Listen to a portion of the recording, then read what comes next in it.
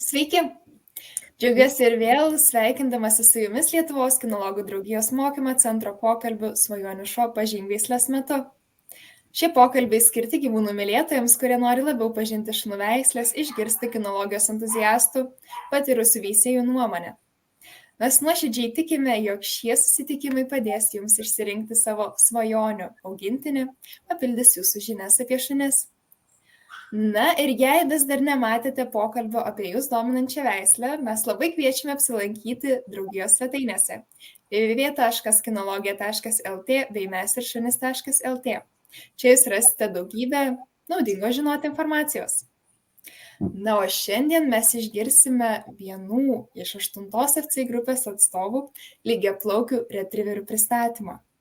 Tai savo šypseną kerintis ir kartais net užkrečiantis aplinkinius ištikimi žmogaus bičiuliai bei puikūs darbiniai šunys. Žiniomis bei patirtimi apie lygiaplaukius retriverius šiandien pasidalins veislyno Basteta savininkė Milda Žygilėjienė. Sveiki, Milda!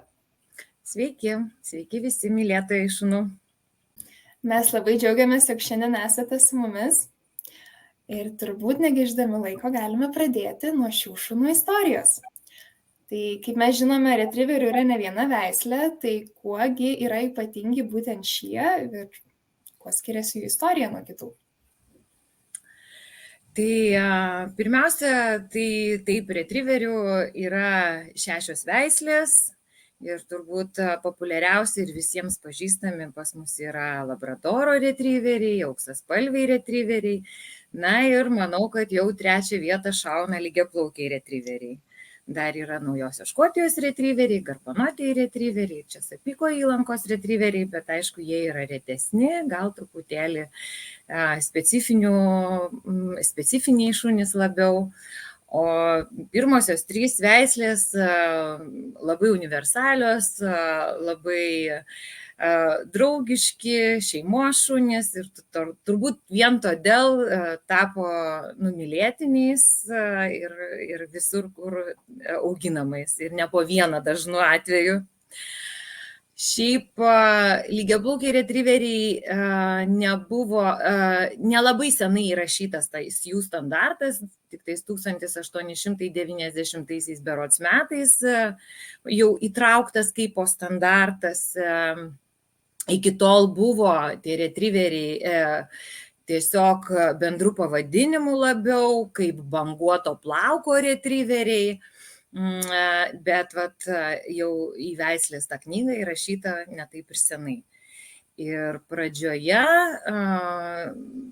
tie retriveriai, reiškia, kadangi medžiotojai, kurie rūpinosi tuo standartu, veisimu jų, laikė tik tais juodus ir vadinamosius kepenų spalvos šunis, tai balti arba geltoni, kitaip sakykime, lygiaplaukiai retriveriai į standartą įrašyti nebuvo.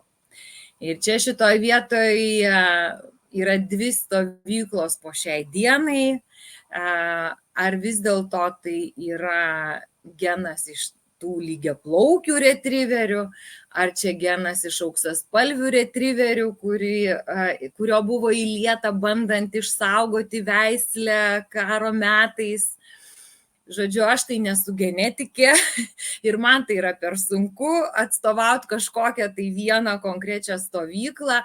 Aš labai su daug kuo kalbėjausi, su garsiais tikrai veisėjais, senais, tiek anglų, tiek europinės žemyninės dalies lygiaplaukių retriverių veisėjais. Ir kaip bebūtų keista, labai garsūs vardai pasidalina į tas 2 stovyklas. Tai šiuo metu turim, ką turim, yra rudi kepeniniai ir geltonos spalvos šuniukai kartais gimsta. Jie gimsta dažniausiai tuo atveju, jeigu nepadaromi spalvos genetiniai testai, tiesiog netyčiukai tokie, sakykime. Tai šiais laikais, aišku, genetinių testų yra labai daug, jie lengvai prieinami ir iš tikrųjų dabar jų gimsta nedaug tokių, bet pasitaiko kartais. Bet istorija metai metais, aš tai manyčiau, kad svarbiausia domintis veislė ir jos istorija, tai yra svarbu pasidomėti, kokie šunys ir kokios veislės buvo įlietos į tuos kraujus, kadangi tai dažnu atveju ir lemia jų charakterį, temperamentą ir išvaizdą, ir ne su metais, ir ne su standartais, o būtent su charakteriais mums reikia gyventi. Tai lygiaplaukiai retriveriai nuostabūs tuo, kad jie jungia iš tikrųjų ne vieną veislę savo kraujuose ir jų kraujais teka tų senųjų seterių kraujų, turi tų daug seterinių tokių savybių, tai jeigu kažkas tai giliau norėtų pasinaršyti charakterio, kaip sakyti, ko galima tikėtis, verta visai pasidomėti ir seteriais, todėl kad ir jų išvaizda dažnai žmonės, kurie nežino, kas tai yra per veislę lygiaplaukis retriveris, tai sako, oi, čia gal kažkoks seteris eina. Žodžiu, ir tas jų temperamentas truputėlį, kartais netgi vieni kiti ir tilkti gali padaryti, žodžiu, ir sėlinti. Tai štai tai lemia iš tikrųjų nemažai to tokio temperamento. Dar buvo įlieta, sakoma, Newfoundlandų kraujo arba šiaip kažkokių tai matyt vandens šunų kraujo, nes jie yra maniakai, vandens maniakai, priklausomi nuo vandens, nuo maudynių, tai jau iš tikrųjų tikrai labai myli vandenį ir tikrai nėra problemų, jiems niekada nebūna šalta maudytis. Žodžiu, ir poplaukį turi, tai iš tikrųjų tai nėra toks lepus šuniukas, kuris tuoj pat sušala. Va. Ir dar jie kalbama, kad turi aviganių kraujo, tai yra bandos ganytojų kraujo iš tų aviganių, kurie bandas gano. Tai džiugu iš tikrųjų, kad jie neturi žnaibimosi genų, šito jie nepaveldėjo, tai todėl vaikų šeimoje nežnaibo tikrai, kaip kokie border collie galbūt, arba kažkokie kitos veislės, kurių galbūt aš nesu specialistė didelė, bet tikrai taip kaip avis gano, taip ir vaikus. Tai mūsų lygiaplaukiai taip negano, tačiau kas yra nuostabu, tai jiems šeima tai yra iš tikrųjų labai labai svarbu. Ir žinoma, jie yra impulsyvūs šunys, jie draugiški šunys, bet jų akyse vis tiek parašyta, kad aš turiu šeimininką ir jis jį gana, iš tikrųjų žiūri, kur eina, ką daro, seka visą laiką paskui šeimininką. Ir dar matyti tie aviganiai, iš tikrųjų sakoma, kad įlieti buvo dėl to, kad pagerinti mokymosi gebėjimą. Tai, nežinau, kaip ten buvo seniau, bet iš tikrųjų jie labai smalsūs, labai imlūs, labai impulsyvūs, aišku, kartais daro klaidų, daro nesąmonių, linksmi, bet iš tikrųjų su jais mokymosi procesas yra įdomus. Čia turbūt reikės aptarti atskirai mokymosi procesą. Tai galbūt tiek apskritai apie tą istoriją, o ir turbūt reiktų pasakyti, kad Lietuvoje tai tikrai nėra labai sena veislė. Į Lietuvą pirmoji kalytė atvežta tik prieš 20 metų, tai aš manau, kad tikrai dar labai labai nesenai. Ir aš pati ją, kai pamačiau, netyčia sutikau, tai įsimylėjau. Ir mano pačios atvežta kalytė buvo tik 3 Lietuvoje. Tai nuo 3 tų įvežtinių kalyčių ir prasidėjo Lietuvos lygiaplaukių istorija. Ir reikia tiesiog pasidžiaugti, kad visos 3 įvežtos kalytės buvo labai labai aukštos, kaip pavadinti, klasės kokybės, tai iš tikrųjų buvo labai geri savo veislės egzemplioriai. Ir mes veisėjai tikrai labai labai atsakingai žiūrėjom į vadas, į būsimus šuniukus. tikrai mano kolegos ir aš, ir mano kolegos keliavom per pusę Europos dėl kergimų. Taip kad aš manau, mes padarėm tikrai neblogą startą ir dabar jau belieka išlaikyti tą lygį ir nenusileisti niekur per kur žemiau.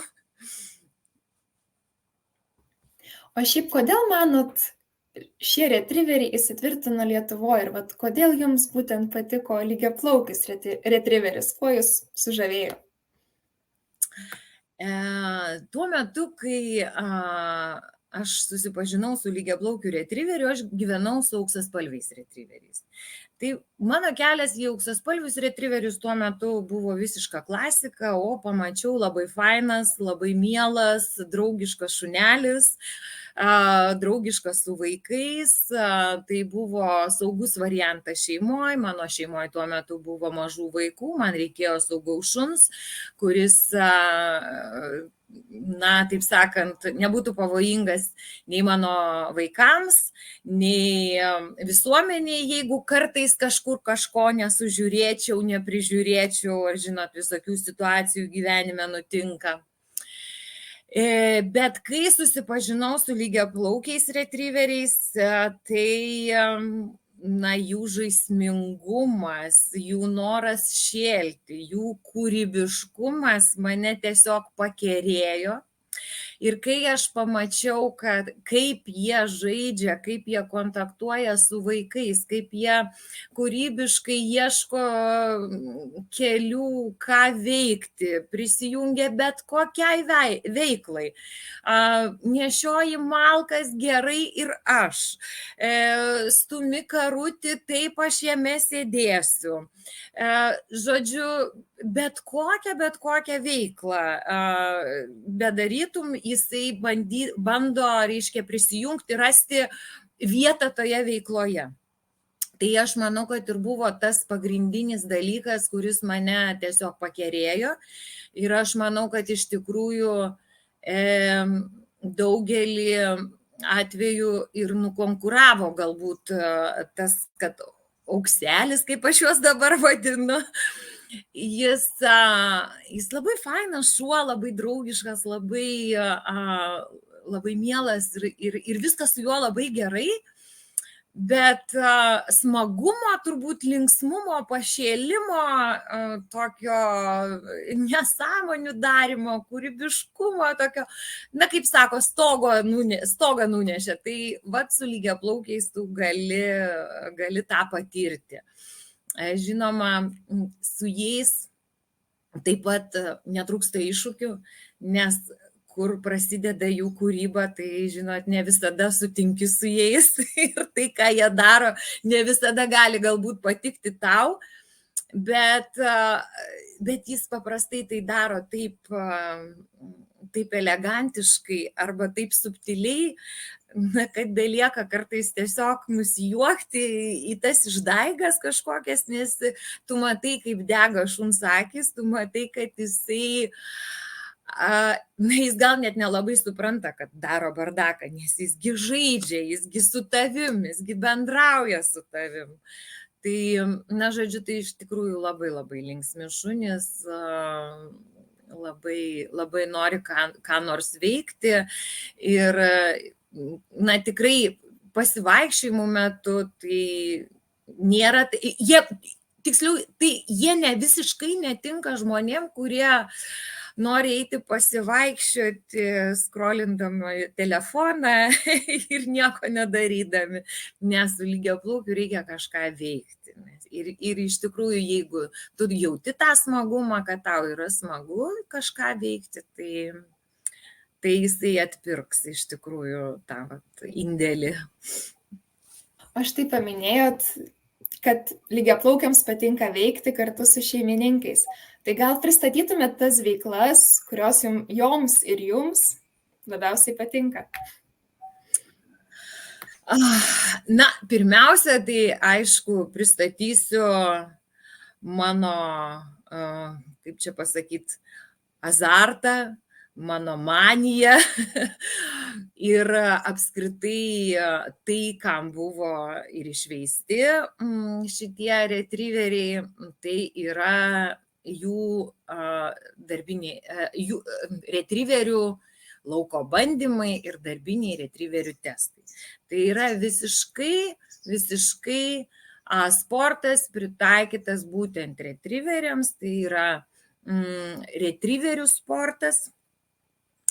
Ir lygiaplaukiai puikiai gali konkuruoti ir su darbiniais labradorais, ir su darbiniais auksaspalviais, būdami vieninteliai galbūt ne taip labai išsiskyrę į tas dvi šakas, kaip kad dabar matom tiek labradorų, tiek auksaspalvių pasaulyje. Tai pirmiausia, tai aišku, reikia paminėti, kad tai yra medžiokliniai šunys, tai jie naudojami paukščių medžioklėje. Anglijoje ir visoje Jungtinėje karalystėje jie po šiai dienai labai dažnai naudojami, tikrai naudojami pagal paskirtį. Mano pačios daug pažįstamų ir kolegų veisėjų turi tuos šunis, eina su jais į medžioklę, tiesiog kaip vadinami tie pikaperiai. Kai kurie yra patys medžiotojai, kai kurie tiesiog eina su savo šunimis į didelės medžioklės ir surinkinėja tuos paukščius. Aukščiausias vadinamasis jau, kaip sakyti, lygis varžybų, tai yra vadinamieji field trialsai, tai yra bandymai, kurie vyksta natūralios medžioklės metu. Tai mūsuose to nelabai vyksta, kai kuriuose Europos šalyse dažniau vyksta, bet gal ne taip dažnai. Ir taip atsitiko, kad palaikyti retrieverių sportinę formą ir užimti ir smegenis, ir kūną veiklą, ne medžioklės sezono metu išsivystė vadinamasis sportas working test. Darbiniai testai lietuviškai taip turėtumėm versti turbūt, retrieverių darbiniai testai. Ir tai yra labai smagus užsiėmimas tiek nenorintiems medžioti, tiek medžiojantiems. Tai iš tikrųjų niekas nežalojama, jokie gyvūnai nešaudomi, viskas vyksta aportų vadinamųjų pagalba, tai yra tokie 500 gramų standartiniai damiai, kuriuos, reiškia, pagal užduotį šuo turi kuo greičiau surasti ir atnešti. Tai iš tikrųjų labai smagus užsiėmimas, labai daug bendraminčių ir, tikrai šiam užsiėmimui su šunim nereikia jokios salės, jokių patalpų, reikia tiesiog aporto arba kamuoliuko ir viskas, ir keliauk į lauką, ir dirbk, ir daryk, ir mokink šuniuką. Ir žodžiu, aš tai jau tokia, kaip sakau, jau ligonis, važiuodama bet kur su automobiliu, keliaudama, kur tik laukas, tai iš karto žiūriu, o čia būtų gerai ateiti pasitreniruoti, o čia smagus prūdas, o čia ežeriukas, čia kalva, čia miškelis, žodžiu, tikrai bet kur gali to užsiminėti ir aš pati keliaudama su savo šunim, tiek vasarą kažkur, tai jeigu keliaujam su šunim, tiek žiemą netgi visur, mašinoje visada yra aportas ir, žodžiu, bet kur tu gali išeiti pasivaikščioti, numesti, paslėpti ir tavo šuo ir pasportavęs, ir protiškai padirbėjęs, tada jau gali sėdėti ir laukti namuose ramiai. Tačiau iš tikrųjų lygiaplaukiai nuostabus tuo, iš to savo, kaip sakyti, pasirašymo bet kokiam kipišui, tai jie tikrai puikiai startuoja obedience sporte. Ir net ir Lietuvoje, ir mano pačios veisimo viena kalytė puikiai startuoja obedience sporte ir Ir Estijoje yra, čia iš to užsienio, apie kurį aš daugiau žinau, galbūt yra ir kitose šalyse. Ir Suomija apskritai turi labai daug lygiaplaukių, jie labai mėgsta šitą veislę, tai aš net nežinau, kas populiarumu, ar jie nusileidžia labradoram ar ne, nes iš tikrųjų labai daug tų lygiaplaukių žmonės laiko. Tai pas juos, tiesą pasakius, visoje Skandinavijoje vyksta atskiri lygiaplaukių čempionatai. Tai štai, tarkim, pavyzdžiui, net ir po 2 savaičių vyks Švedijoje lygiaplaukių čempionatas, vadinamasis Nordic Flat Coated Championship. Tai kur startuoja tik lygiaplaukiai retrieveriai. Tai Suomiai turi netgi tik tais lygiaplaukių obedience čempionatą. Bet obedience, aš kiek girdėjau, kartais iššauna net ir į 5 berods ar kažkur tai panašiai, tarp tų darbinių labradorų būtent lygiaplaukiai, kitų veislių lyg tai negirdėjau. Aš jau nekalbu apie tos border collies, kurie jau ten taip jau klasika to sporto, bet lygiaplaukiai tai vieni iš tų, kurie kartais sudaro rimtą konkurenciją, netgi ir border colliam. Na ir agility. Agility gal, nežinau, jie turbūt negali konkuruoti dėl labai aukštų vietų jau profesionaliam sporte, dėl savo ūgio, dydžio. Jie yra sunkesni vis tiek šunys, o priklauso tai pačiai klasiai kaip ir šiek tiek lengvesni šunys. Tačiau tie, kam patinka lakstyti trasas ir nori kontakto su šunim ir nori kažką bendro veikti ir tai patinka, tai aš manau, kad tiesiog tobula veikla irgi. Taip pat tobula veikla su bendraminčiais, su šunim, žodžiu. Tai manau, kad šios 3 pagrindinės veiklos. Aišku, užsienyje yra ir gelbėjimas iš vandens, kur lygiaplaukiai puikiai gali startuoti tikrai ir neprastai pasirodyti. Gal dar kažkokie tai sportai, kuriuo aš galbūt net nelabai ir žinau.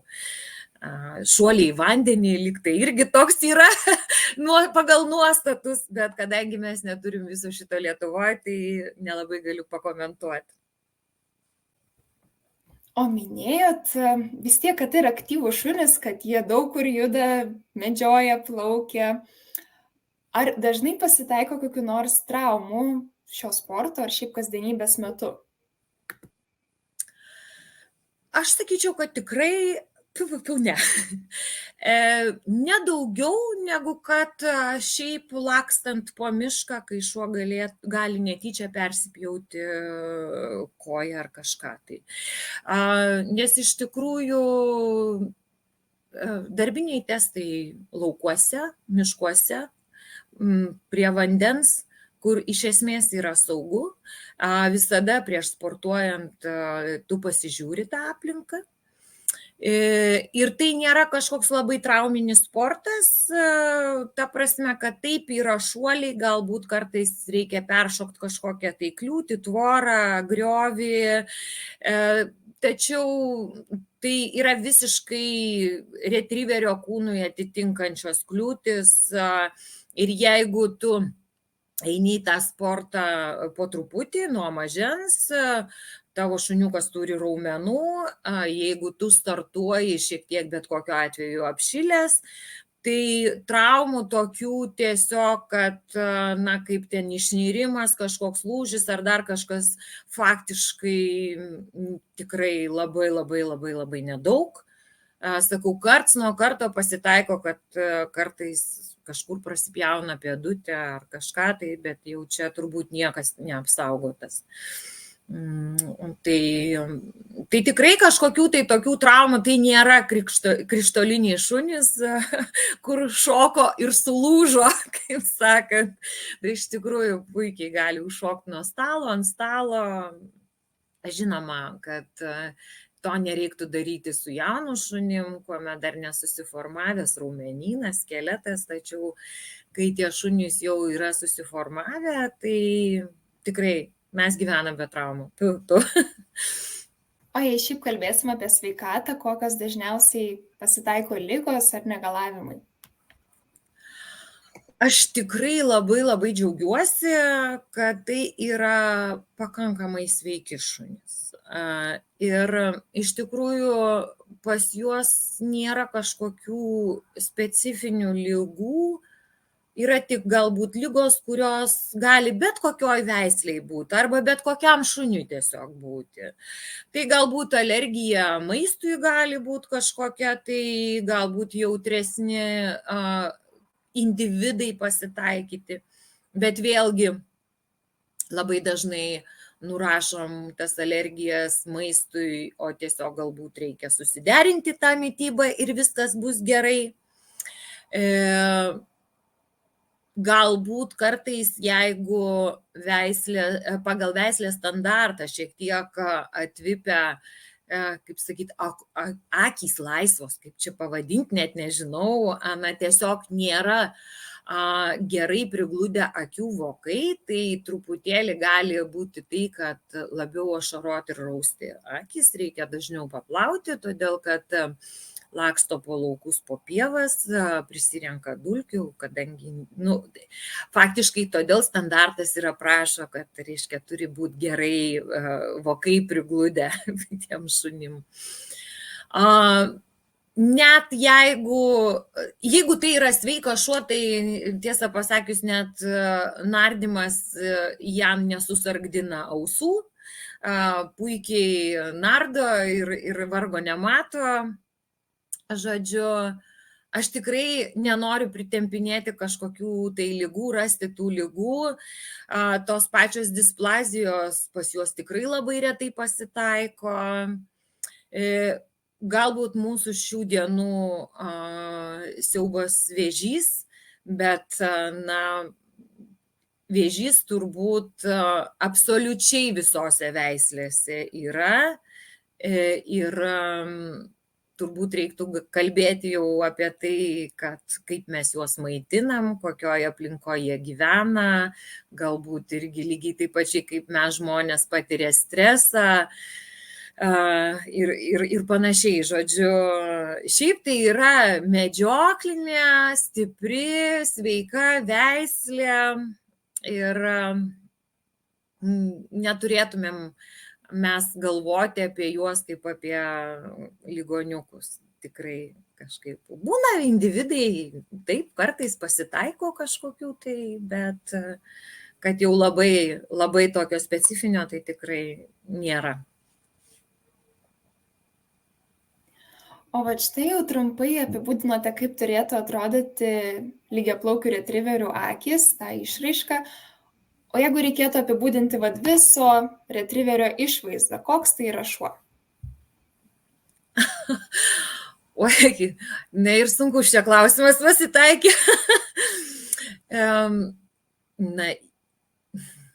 Tai truputėlį toksai šuo torpeda. Neriu. Iš tikrųjų, jo galvos forma tikrai skiriasi nuo kitų retriverių, jie truputėlį tokie pleišto formos, bet tos vadinamos kaktos aiškiai išreikštos, tokia labiau tokia, kaip sakyti, lygi, nėra tokio perėjimo. Ausis truputėlį tokio spanieliško, kartais būna spanieliškų ausų, nors tai neturėtų būti, aišku, veislė prašo trumpas ausis, betgi mes ne visada juos laiku ir vienodai apkerpam, tai susigarbanyja kartais, tai va tokios linksmos ausytės būna. Šiaip tai yra ne tik tais greitas, bet labai vikrus šuo, tai tiesiog gražus šuo. Ir vis tiek, kai žiūrime lygiaplaukį retriverį, visada krenta į akis tas gražus, lygus nebūtinai juodas kailis. O kokia turėtų būti jo priežiūra, kad jis išliktų toks žvilgantis ir sveikas? Jeigu šiaip apskritai paimti, tai kailis daug priežiūros nereikalauja. Matyt, vis dėlto tie senieji veisėjai medžiotojai, kurie veisė tas, pradžioj kūrė tas veislės, vis dėlto galvojo labiau apie funkcionalumą negu apie grožį. Sutikim, kad dabar mes čia visi į parodas žygiuojam, norim blizgančio, banguojančio plauko. Buvo svarbu, kad turėtų tankų, plauką, poplaukį tą vadinamą, kad nesušaltų, kad plaukas greit išdžiūtų, dargi priedo būtų neblogai, tai va, jis ir iš tikrųjų išsimaudžius labai greitai džiūsta. Ir tai nėra kažkoks tai toksai, ta prasme, kad plaukas neturėtų būti labai minkštas pagal standartą. Jis taip, jis krentantis lengvai, jis turi būti nešiurkštus, jokių būdų nešiurkštus, bet jis neturi būti tiek minkštas, kad labai veltųsi. Tai jeigu plaukas toksai, kaip sakyti, standartinis, tai jisai nėra taip, kad labai veliasi kažkur tai. Veliasi tik labai specifinės vietos, tose vietose, kur kažkoks judėjimas vyksta arba kažkur tai tokiose, kur kažkokia trintis. Tai yra pažastys kartais susivelia, užausiai susivelia, tačiau netgi kelnės vadinamosios nelabai ten ir veliasi.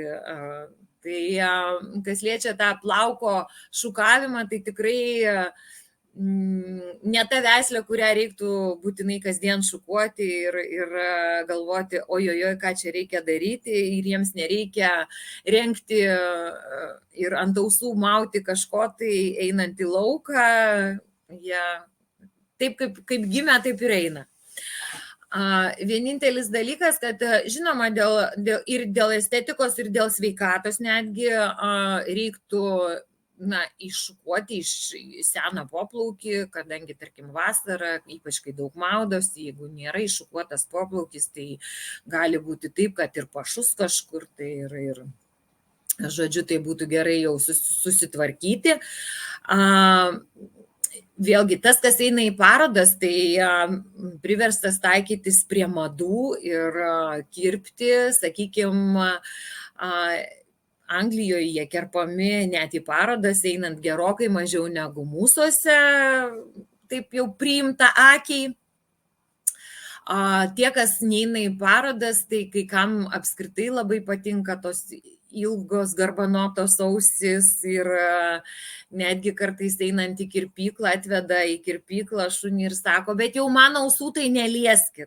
Tai vadinasi, reikia tik užausius iškirpti, jau ten kažką tai ten, kas pasivėlė, kas labiau ten priaugio, bet jau to ilgio garbo nuprašo žmonės, kad palikit. Žinoma, ten pėdutės apsikarpo, kadangi tiesiog tada ir daug purvo kitaip atsineša ir gal net netaip patogu judėti šuniui. Tai žodžiu, šiaip iš esmės plauko priežiūra tikrai nėra sudėtinga. Jeigu gera mityba, sveikas šuo, tai plaukas blizgės pats iš savęs. Kitas dalykas, žinoma, darbinis šuo ir mūsuose rudeniniai laukai. Va čia tai jau prasideda smagumai, kai tada karts nuo karto pagalvoji, ajajai, gal aš tave iš vis nukirpsiu, nes mūsų pievose, mūsų laukuose yra žolių kibukų. Tai kai jau surenkam kibukų, tai jau reikia, žinoma, sėsti ir iššukuoti. Aišku, tam naudojam specialias šukas ir priemonės tam tikras naudojam, labai juokinga, naudojam priemonę, kuri skirta iššukuoti arklių karčiams. Labai pasirodo gerai veikia lygiaplaukių uodegas iššukuoti. Palengvina slydimą tiesiog ir lengviau išsišukuoja tie visi kibukai. Tai žinoma, kad dirbantis šuo galbūt negali svajoti apie taip išpuoselėtą kailį, kadangi tiesiog nusitrina pats tas kailis į žoles, į krūmus, į visą kitą, bet kita vertus parodose yra darbinė klasė. Tai tokiu atveju, jeigu nori eiti į parodą, reikia jau galvoti apie darbinę klasę, kad neatrodyti juokingai šalia čempiono, kuris, puoselėja savo kailį galbūt kitais būdais. Va, tai žodžiu, gal tiek apie plauko priežiūrą, kad tai nėra kažkoks kosmosas iš tikrųjų. O štai sakoma, kai kalbama apie lygiaplaukių retriverių temperamentą, kad tai yra kontrastų šuo. Kaip galėtumėte pakomentuoti šį teiginį? Tai iš tikrųjų, aš tikrai galėčiau patvirtinti, kad tai yra kontrastų šuo ir tai yra labai impulsyvus šuo tuo pačiu. Jis čia pat gali džiaugtis, šokinėti, lakstyti, tačiau atėjus namo, išsilakstęs, padirbėjęs, išsikrovęs, jisai gali gulėti ramiai, laukti, žodžiu, grįžtant šeimininko, gali būti pasiutęs, greitas, užsispyręs, toksai užsispyręs ta prasme, kad pereiti per bet kokią kliūtį, peršokti, jis bandys peršokti, užšokti, dašokti, žodžiu, jam nėra kliūčių, jam labai patinka tai daryti, bet čia pat jis gali visiškai švelniai žaisti su kūdikiu, būti, atrodo, tiesiog nematoma auklytė ir žodžiu, tiesiog pasikeisti per sekundę. Ir tarkim, jeigu tu duodi skaniuką, tai čiupt atrodytų, kad nevalgė visus metus. Ir labai labai švelniai imti, aišku, bandyti gal kartais ir pavogti, bet tikrai švelniai iš vaiko arba sėdėti seilę varvinti ir nevogti iš to vaiko kažkokio tai skanėsto. Ta prasme, iš tikrųjų, tai yra toksai, aš sakyčiau, labai prisitaikantis šuo. Jis labai gerai jaučia situaciją. Labai dėl to, kad jam yra labai svarbi šeima, tai jis iš tikrųjų suauga su ta šeima. Ir kartais man draugai sako, kad, jau sako, jau tavo tai mergos tai pasiutė, ten neįmanoma su jom ten. Tai taip sakau, tai gal aš to tikiuosi iš jų, bet čia pat mano veisimo netgi šuo gali būti kitoj šeimoj visiškas ramybės įsikūnijimas ir man pačiai net kartais nuostabu žiūrėti tai, kaip, tai ir taip gali būti. Ir iš tikrųjų jie juk gali dirbti ir kaniterapijos darbą. Aišku, galbūt ne visas funkcijas atlikti, galbūt visada reikia gerai išsitestuoti šunį, ar jis bus laimingas tame darbe, ar jis taktilikas ar ne, ar jam ten tas patinka, anas patinka. Bet iš esmės tai jis prisitaikantis šuo, jis jaučiantis vibracijas ir tikrai sakau, vienaip jis elgiasi namuose, kitaip gali elgtis išėjęs iš už namų ir persijunginėti iš vienos veiklos į kitą. Tai manau, kad ir netgi šeimoje, tarkim, su vienu asmeniu vienaip elgtis, o su kitu kitaip. Aišku, jie ten jau vynioja aplink pirštą pagal save dažnu atveju, bet jausmą jie turi iš tikrųjų ir nuotaikų, ir atėjai prastos nuotaikos, tai žiūrėk, baksnos tau, sakys, gal tu ten kažkaip tai, žodžiu, arba atsiguls ant kelių, tokie jaučiantys šunys iš tikrųjų. O šiaip, ar pakanka lygiaplaukiui retriveriui tik tai išsikrauti lauke, ar reikia to protinio darbo, kažkokio mokymosi? Visų pirma, šitoj vietoj aš visada sakau, kad jūs galit protiškai iškrauti lauke. Nes mano giliu įsitikinimu negalima atskirti tiesiog paiko fizinio lakstymo nuo protinio darbo. Ir nes čia prasideda iš tikrųjų daug problemų su tuo. Daug problemų su tuo, kad jeigu mes paleidžiam tiesiog lakstyti paikai šunis, tai net ir lygiaplaukių retriveriui per laiką ateis tas momentas, kad jam šeimininkas nereikalingas. Na, jeigu šeimininkas nepasiūlo jokios veiklos su juo veikti ir šuo iš nuobodulio eina ieškotis kitų veiklų, žaisti su kitais šunimis, lakstyti su kitais šunimis, kur nėra jokių taisyklių, yra tiesiog tas, kuris greitesnis ar stipresnis ar panašiai. Tai staiga ateina tas laikas, kada šeimininkas ir nereikalingas, nebent tik tais, kad valgyt paduoti. Tai čia viena medalio pusė. Žodžiu, kita medalio pusė tai, kad iš tikrųjų taip užauginus raumenis, jeigu protas bus neįdarbintas, tai atėjus namuose jis pats įdarbins savo protą ir kips į veiklą. Nes taip, tam tikrą prasme jiems reikia ir to. Tai aš manau, kad fizinis išsilakstymas darbas yra labai reikalingas kūnui, sveikatai. Psichinis darbas reikalingas galbūt šeimininkui labiau,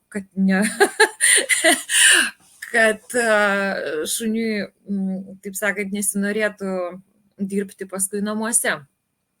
Tai iš tikrųjų šitoje vietoje reiktų turėti tą balansą tarp fizinio pasiruošimo ir protinio pasiruošimo. Tai kas yra gerai, ypač dėl to man patinka tų darbinių testų treniravimasis, darbiniams testams, tai kad čia susijungia viskas. Čia susijungia ir lakstymas, ir darbas, ir mentalinis darbas, ir darbas uoslė. O kaip žinom, tai uoslė yra toks stipriausias šuns organas ir jeigu jis padirbėjo uoslę, jeigu jis paieškojo jums aukštoj žolėj 10 minučių kelių kamuoliukų, tai žiūrėk, rytinis pasivaikščiojimas tuo gali ir pasibaigti ir grįš namo šunelis ir sakys, jau tu gal šeimininkė iki darbo, jau aš einu čia toliau pamiegoti. Nes kitu atveju būna taip, kad man iš tikrųjų žmonės skundžiasi, sako, na žinai, sako, aš su juo ten po parką 2 valandas lakščiau, tiksliau šuo lakstė, ten pagalį nešiojosi, su kitu šunim žaidė, atėjo namo ir jis vis dar nenurimsta. Tai taip sakau, nenurimsta, nes jisai žaidė be taisyklių. Ir jis dėl to nepavargo, nes kas atsitinka, jisai tampa vis stipresnis ir stipresnis, su kasdien stipresnis ir stipresnis raumenynu ir niekur neįdarbina to stipraus savo kūno. Tai šičia reikia labai gerai pagalvoti apie tai, kad taip, jiems to protinio darbo reikia, tiesiog mes kartais savo prisigalvojam, kaip sakyti, tokių problemų, neišsprendžiamų problemų, kas tas yra protinis darbas, ką man čia reikia dabar su juo daryti. Tai tiesiog mokink, kad ir cirko komandų, tiesiog kažkokių tai tiesiog atsiversk, bet kokį ten vadovėlį, kur ten visokių komandų verskis, griūk, šliaužk, tarnauk, duok labas, įlipk į dėžę ar panašiai. Jau nekalbant apie tai, kad kažką tikrai uostinėjimo pratimų begalės visokių yra ir tikrai galima internete daug labai informacijos susirasti. Tai nekalbant apie tai, kad tiesiogiai treniruoti atnešimui šunį, darbiniams savybėms skatinti, tai yra labai gerai, todėl kad įdarbinama tos savybės, kam jis buvo sukurtas, tai jis labiausiai atliepia tada. Tai, žodžiu, mano patarimas, tai bet kokie pradžioje, aišku, žaidimai, kad žaidimą pamiltų, o paskui tie žaidimai su taisyklėm jį iškrauna puikiausiai mentališkai. O visgi kalbėjot, kad lygiaplaukis visada nori būti su šeimininku, jis myli šeimą. Tai yra vis dėlto labiau vieno žmogaus šuo, ar tai yra visos šeimos šuo, prie ko labiau pripranta? Oi ne, manyčiau, kad tai tikrai ne vieno šeimos nario šuo. Žinoma, jis puikiai žino, kurį šeimos narį galima apvynioti aplink pirštą, kurio gal reikia labiau paklausyti, bet jis draugiškas su visais šeimos nariais. Tikrai.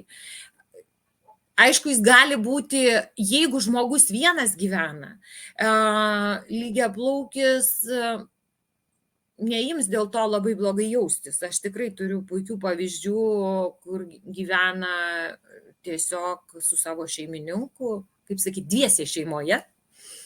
Ir puikiai tiesiog tarp jų ryšys tiesiog fantastiškas būna paprastai, tarp to žmogaus ir šuns. Galbūt gyvenant šeimoje su daugiau narių reikia patiems šeimos nariams aptarti, kokiųgi taisyklių mes, taip sakome, reikalausim laikytis iš savo šuns, bet šiaip jis yra visos šeimos šuo ir išeit pasivaikščioti gali bet kuris iš šeimos narių ir žaisti, ir aišku, ypač vaikai, dažnu atveju vaikai nereikalauja didelių taisyklių laikymosi, ypač mažesnieji.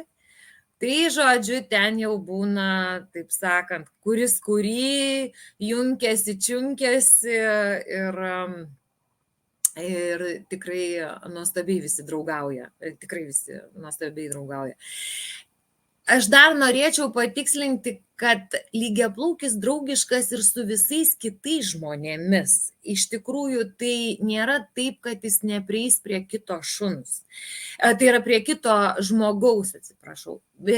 Ir būdamas labai impulsyvus, jis kartais iš tikrųjų netgi ir nusirauna, taip sakant, kažkas eina, vaikai kažkokie eina, tai tau reikia dar spėti susižiūrėti, kad tas tavo šuo nenubėgtų prie kitų. Bet jis nubėgs, jisai pabendraus, jisai galbūt pabučiuos, palaižys, pabandys padraugauti, pasižiūrės, į kokį kontaktą tie žmonės eina ir parbėgs. Va tame esmė yra, kad jisai vis tiek akimis paseks savo šeimyną, kur anoji nuėjo. Tai iš tikrųjų jis puikiai gali atnešti kamuoliuką ir jeigu kažkas kitas jį metė. Ir visai nepažįstamas žmogus gali mesti kamuoliuką. Ir jis vis tiek bėgs, atneš ir sakys, o kaip faina, tu su manim žaidi. Dažnu atveju, man yra vieną kartą tekę taip, kad mano pirmoji lygiaplaukė kažkada buvom, kai jinai dar jauna buvo prie jūros. Ir žodžiu, mes visi pavargom ją ir mėtyti ir jau mum ir atsibodo ir mes jau sėdim pležinamės vadinamai. O mūsų lygiaplaukė vis gano praeivius. Praeiviai eina ir žodžiu, oi, koks šuniukas, mes pagaliuką. Tas šuniukas čiupt pagaliuką iš vandens, atneša ir vėl duoda. Žmonės, oi, žiūrėk, čia duoda, čia vėl duoda. Žodžiu, jinai visą dieną šitaip visus reketavo mesti tą pagaliuką.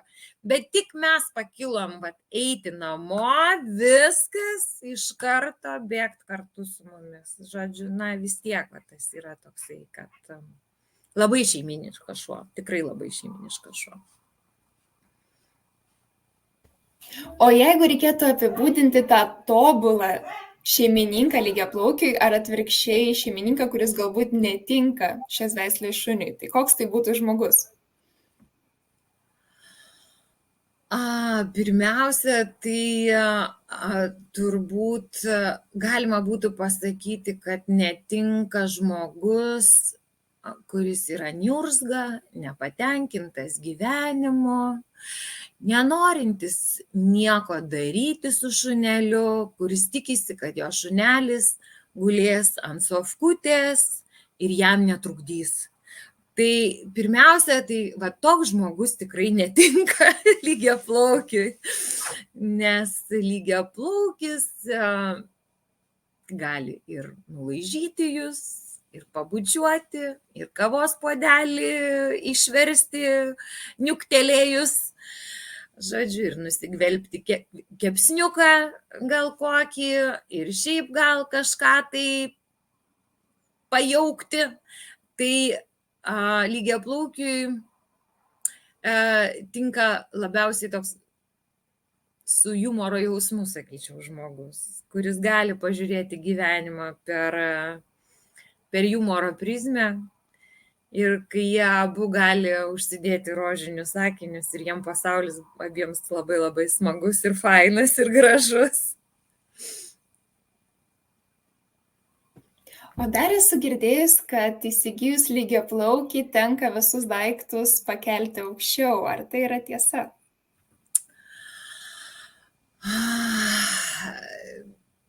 Iki šiol aš būčiau sakius, kad taip, tai yra visiška tiesa, nes tiek, kiek iki tol buvau sutikus lygiaplaukių, tai taip, didžioji dalis lygiaplaukių labai mėgsta kažką laikyti savo dantyse ir nešti, paduoti, atrasti.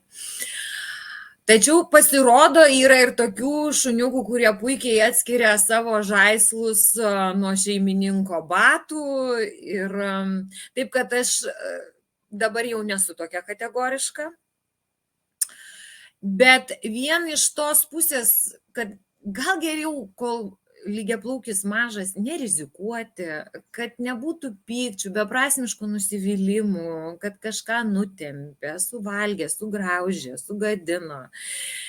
Aš esu įsitikinusi, kad geriau gyventi be konfliktų, jeigu mes jį galim išvengti to konflikto, tai geriau išvenkim, tai geriau mes, reiškia, ką galim pakelti, tai pakelkim.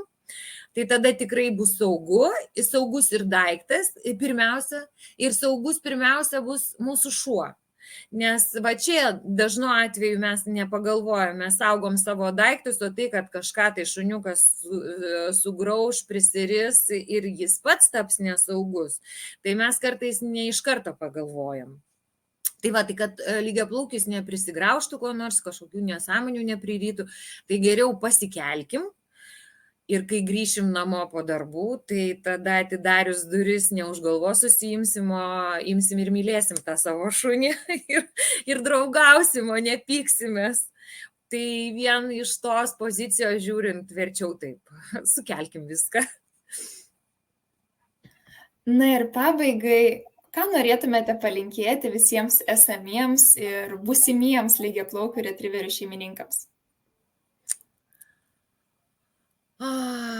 Tiesiog galbūt labai paprastai mylėkim gyvenimą ir pasaulį toks, koks jis yra čia ir dabar.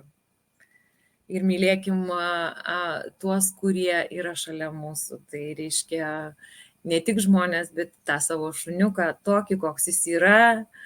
Žavėkimės juo ir neieškokim kažkokių tai neįgyvendinamų lūkesčių galbūt. Neturėkim nepamatuotų lūkesčių, tiesiog džiaukimės to, ką turim. Ačiū Jums, Milda, už tokią šiltą ir mielą pabaigą. Ačiū už tai, kad pristatėte šią veislę. Na, o Lietuvos kinologų draugijos mokymo centras taip pat dėkoja visiems žiūrėjusiems, na ir linki kuo didžiausios sėkmės. Iki kitų greitų susitikimų.